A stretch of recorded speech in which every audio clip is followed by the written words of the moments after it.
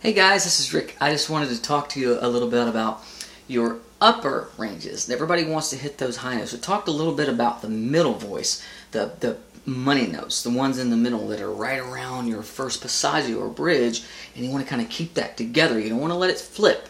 You don't want to lose it. You don't want to go into the head voice.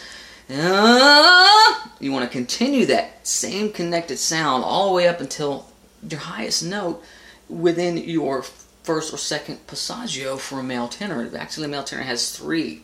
So we're going to talk about the first two. The first passaggio for the male tenor happens right around E flat, or between E flat and F, or F sharp 4. That's the first passaggio.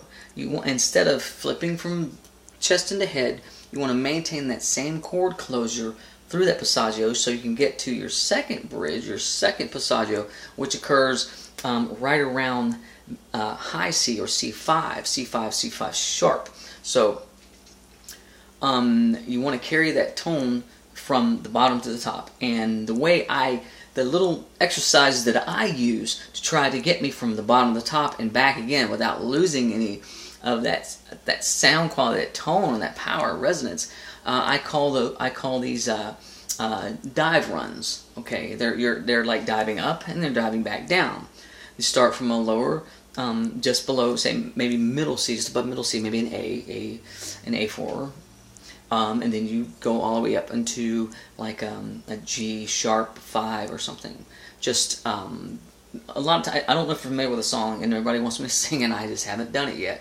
I can do it. I just haven't really found a really good arrangement to do it. But it's a song called "She's Gone" by Steelheart, and I like to just use that as a run, as an example, to show you how your voice should sound from the bottom to the top, and maintain that chord closure so you still have that wonderful connected sound, so you don't lose any of that tone or that power and resonance in your voice when you go up and down. So the song kind of starts out like, "She's gone out of my life." Now what I want to do is that one run where he goes, "Forgive me, girl." So right there, which is about a G flat or a G. So girl, right there, just right on your first bridge.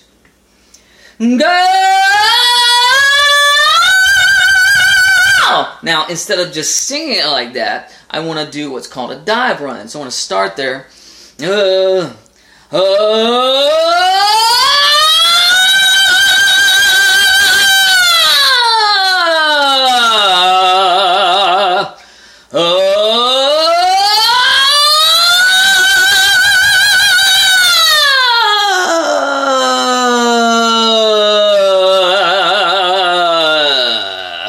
Just like that.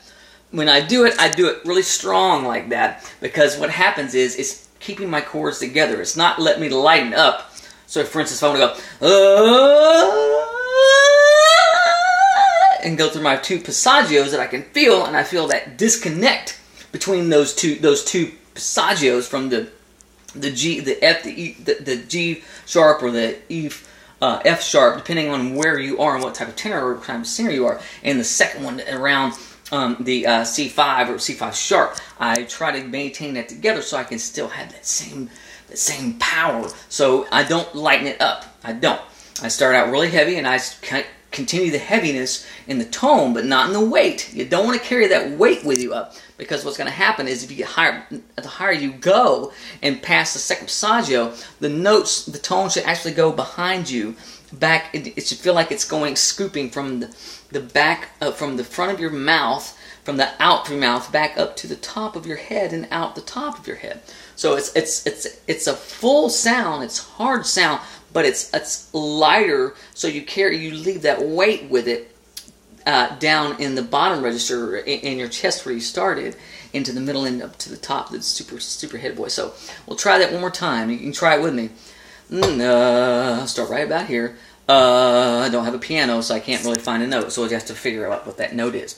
Now,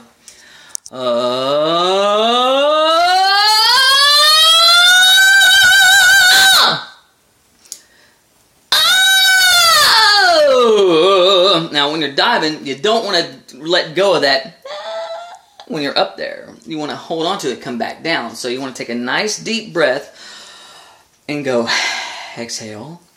Focus on the note.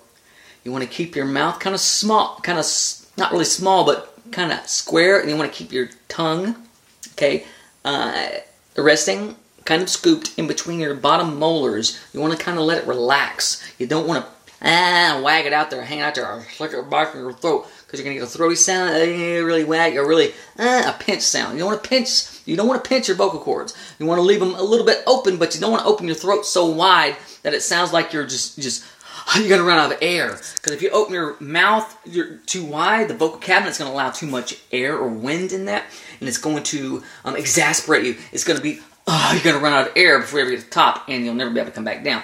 So what you want to do is you want to just take enough air, or breath in, excuse me, and when you go up, you want to kind of close your cords, pretend like you're going to strain, but you don't.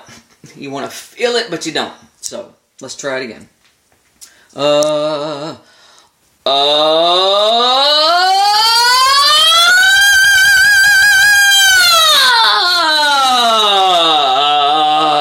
more time.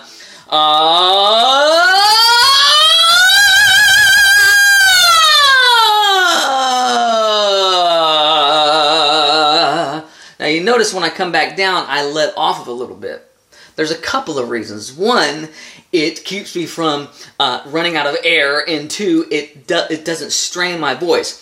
I can do, if I'm in a song, I'll come back down and hold it, but that's just for presentation, and that's just for show. You don't want to do that during practice. What you're trying to do is build strength in your cords.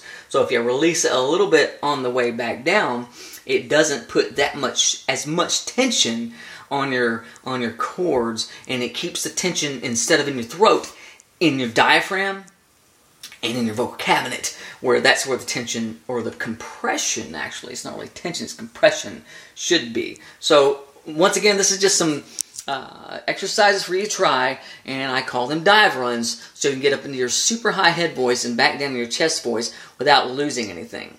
So once again, this has been Rick, and before I go, forgive me, girl. Sing with passion.